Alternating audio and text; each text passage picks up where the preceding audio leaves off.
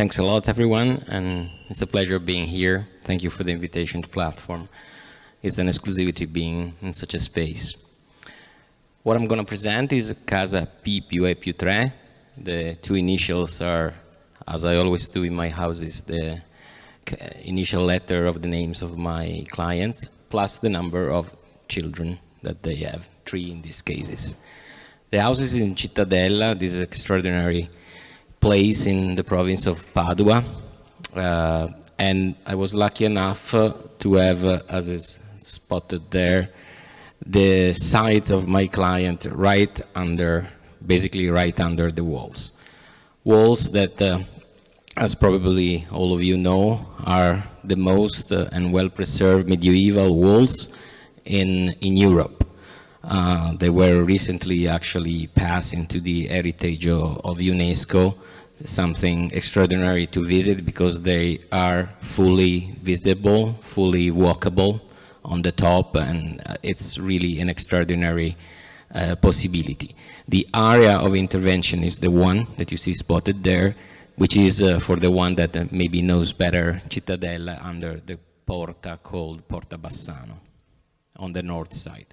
So, of course, the context here plays a predominant role, and the study of the walls, their texture, their passage through times was one of our initial tool of research, and an historic picture, as you see before, and a more contemporary one, that show really this beautiful texture of passing of color from pink to more red to more opaque type of colors, with those towers that set the rhythm of the walls, of the medieval walls. And it's important for me to show you the image on the right, because this walking system with those cuts on the wall was a matrix of inspiration for the project that really starts from this initial sketch. On the left, the reproduction, my personal sketch of the walls with all the axes, the Porta Bassano, and the fact that I wrote in Italian il cuore protetto, the heart that is protected by the wall. And the same thing also for the request of my clients was for the house, with 2 very important fully permanent and thick walls protecting the house, and the core, or the heart, if you want, that is representative of this cubic image there, which is, I said, il cuore, that opens the house to the little park of the house. So this duality between being protected and being open, it's a full part of the process of this project. This is the house inserted with this cover roofing on the lot of intervention. As you can see, the square, the lot is almost a square where, accordingly to the sun system and exposure, made us place the villa Casa P più E più 3 in this type of way. This is the plan to show you that one of the requests, and actually was one of the reason why this project was chosen for the New Together, that was actually beautifully expressed by Alfonso before. The New Together in this case, and was one of the motivations that I particularly appreciate that was written, was because of the space that is never interrupted on the ground floor. It's an house that is really, really flexible, has a partition that you can move completely, so to set up spaces, but ideally is an house with a complete free space where the family can really enjoy being connected visually, physically, even metaphorically if you want, but in an overall system that is really an overall.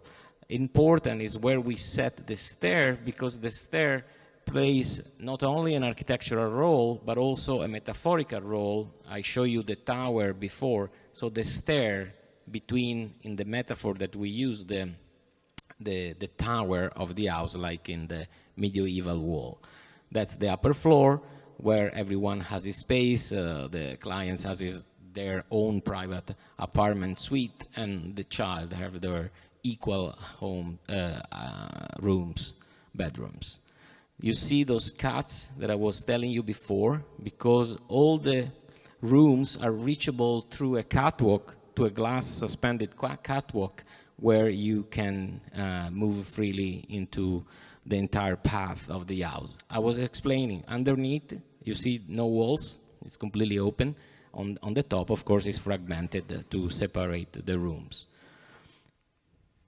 That's another important section for us, where you see the tower with the stair that changes, each level changes. The more you go up, the more the stair become lighter and lighter, and we change the material. And from the top, you arrive to this last landing, where you have an observation deck to the walls that you can see from the top. So this was an attention to the context, to the detail, and to the system. And here, a comparison between what I was telling you before, this idea of using the texture of the brick. We work closely with Terreal, ex Fornace San Marco Laterizzi, that produced for this house a specific model of stone, of bricks, which is a little longer than what the regular production is, a little thinner, but also the texture and the color was done for this house. Then they put, it was successful that they put on the catalog, but here there are 33,000 bricks produced for this house. Here you have another image on the more closer side with the so-called gelosie. I don't have the translation for this in English, but this part where you filter the light, like it was in the old cascine, Venete and Lombarde. That was actually, was a cascina here present nearby this, this lot, and so that's why also we play an homage to that. And here you see some details and attention and of the masonry works that was extraordinary done by those couple of brothers. There were just two people working on this, and they did this extraordinary work with the patience, with the attention and love for what they were doing, which is actually what I believe we all research when we do architecture, and we see that the people that are doing this to transform our 3D idea in real 3D elements, it's something that really put a pleasure in what we do.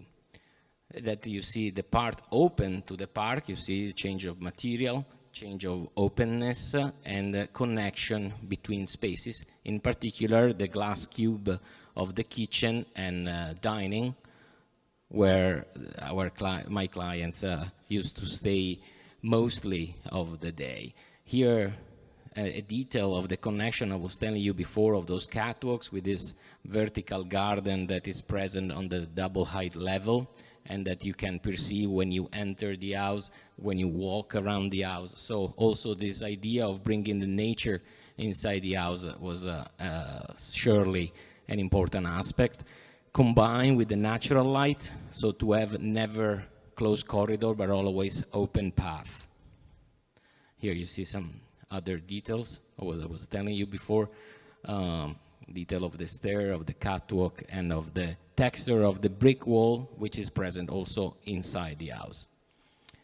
An image, a very evocative image on how also through the natural light and the system of this composition of bricks, you can really filter light and obtaining extraordinary result that it's tough, I think, at least for me, to program. You can imagine, you can expect, but when you see it live, it's even better. So actually, that is something that I really love in architecture, where architecture surprises yourself as well. And this is something that is very important. Some images of the interior, I was explaining this possibility of connecting spaces, fragmenting spaces, and overall connected. Even the chimney is a dual chimney, so you can always see from one side to the other. But the important here is the connection, the path, the fact that you can really live and perceive the house fully, and it's a way of a new together,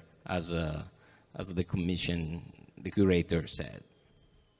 some other image of the interior. And to conclude, an evocative one that I think really put in place and in connection the antique walls of Cittadella on the foreground and the house. You see the cuts that I was telling you before, the texture and the elements that really represent here our discourse with the city, the attention to the context, and the idea of giving a measure to architecture, working in a scale that someone says that is a brave scale in this sense, but I believe at the end, overall, it's regets his proportion because everything that we do, and I believe you guys do, is do for the human beings. Thank you very much.